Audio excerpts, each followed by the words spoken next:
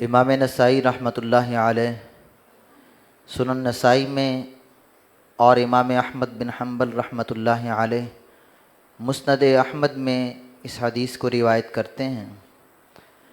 نبی مکرم صلی اللہ علیہ وسلم نے ایک دن فجر کی نماز ادا فرمائی، صحابہ کی طرف متوجہ ہوئے اور آپ نے سوال کیا، اشہیدہ فلان، کیا فلاں آدمی موجود ہے؟ تو صحابہ نے دیکھ کر کہا کہ اللہ کے رسول وہ موجود نہیں ہے۔ پھر آپ نے پوچھا، اشہیدہ فلاں، فلاں بندہ آیا ہے نماز کے لیے فجر کی نماز میں؟ انہوں نے کہا اللہ کے رسول نہیں آیا۔ رسول مکرم صلی اللہ علیہ وسلم نے اس موقع پر ایک بات کہی جو میرے اور آپ کے لیے بڑی قابل توجہ ہے، اور ان احباب کے لیے میرے سمیت جو لوگ بھی فجر کی نماز کے اندر سستی کرتے ہیں، مسجد میں جا کے جماعت سے نماز ادا نہیں کرتے، آپ نے فرمایا ان اثقل الصلاۃ علی المنافقین، کہ یہ منافقین پر دو نمازیں بہت بھاری ہیں، ایک فجر کی نماز اور ایک عشاء کی نماز، یہ منافقین پر بہت بھاری نمازیں ہیں۔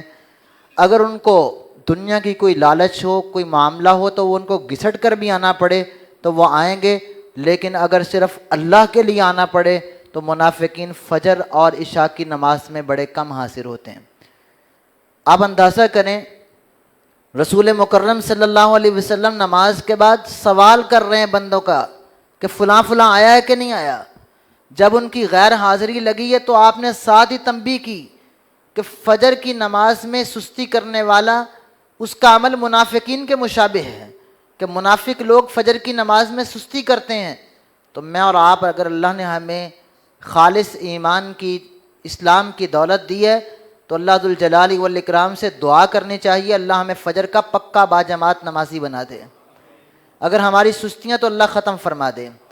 پھر اللہ کے نبی صلی اللہ علیہ وسلم نے فرمایا صف الاول کمثل صف الملائکہ، جو پہلی صف ہے وہ تو ایسے ہے جیسے فرشتوں کی صف ہوتی ہے۔ ہم دیکھتے ہیں کہ اچھا 1 بجے کا ٹائم ہے تو ہم 5 منٹ پہلے اپنی دکان سے اٹھیں گے، کام کر رہے ہیں تو کام سے اٹھیں گے، ادارے میں ہے تو اپنے آفس سے اٹھیں گے۔ تو یہ بات، رویے اچھے نہیں ہیں۔ ہمیں اپنی زندگی کا مقصد سمجھنا چاہیے، میرے اللہ نے ہمیں عبادت کے لیے پیدا کیا ہے، یہ کام کاج ہماری ضرورتیں ہیں، اور جو لوگ ضرورتوں کو مقصد پہ ترجیح دے کر دنیا کے پیچھے لگ کے اپنی عبادتیں ضائع کر بیٹھتے ہیں، وہ آدمی گھاٹے کا سودا کر رہے ہیں۔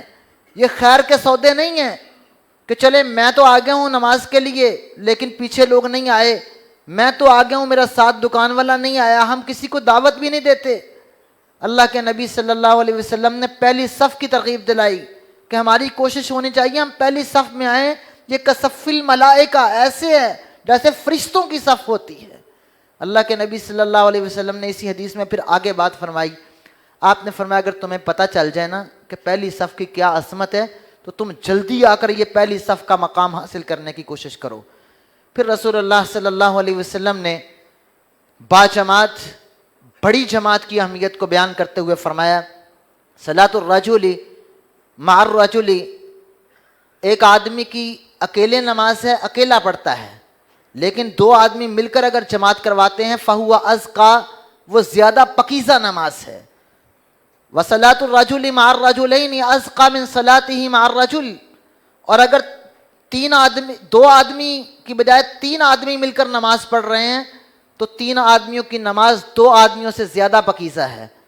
پھر آپ نے فرمایا فما کانوا اکثر فہو احب الی اللہ عز وجل، جتنے نمازی بڑھتے چلے جائیں گے، جتنے نمازی زیادہ ہوتے چلے جائیں گے، اللہ کے ہاں اتنی ہی محبوب جماعت بنتی چلی جائے گی۔ کائنات کا رب زیادہ بڑی جماعت کو زیادہ پسند کرتا ہے۔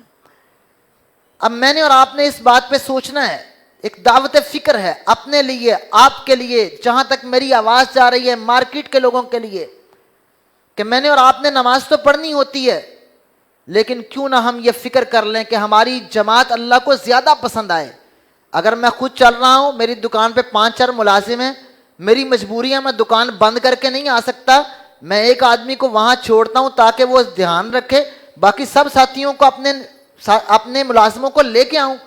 میرے ساتھ دکان والے میں چلتے پھرتے نکلوں وقت پر اور میں کہوں بھائی آئے نماز کے لیے، چلو نماز کے لیے چلتے ہیں۔ فکر کیا ہے کہ یہ بھی آئے گا وہ بھی آئے گا، زیادہ نمازی ہوں گے، جتنی بڑی اول وقت کی جماعت ہوگی فَهُوَ أَحَبُّ إِلَى اللَّهِ عَزَّ وَجَلَّ۔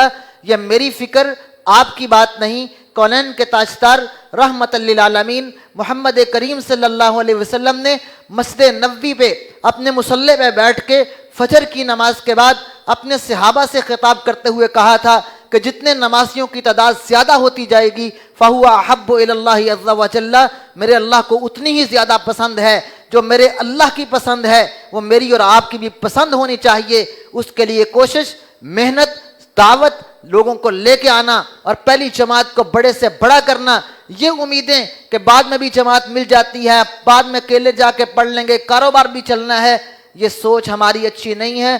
ہمیں اس بات کی فکر کرنی چاہیے کہ ہم پہلی جماعت کو جتنا بڑا کریں گے فَهُوَ أَحَبُّ إِلَى اللَّهِ عَزَّ وَجَلَّ۔ اللہ مجھے اور آپ کو عمل کی توفیق عطا فرمائے۔ وآخر دعوانا الحمدللہ رب العالمین۔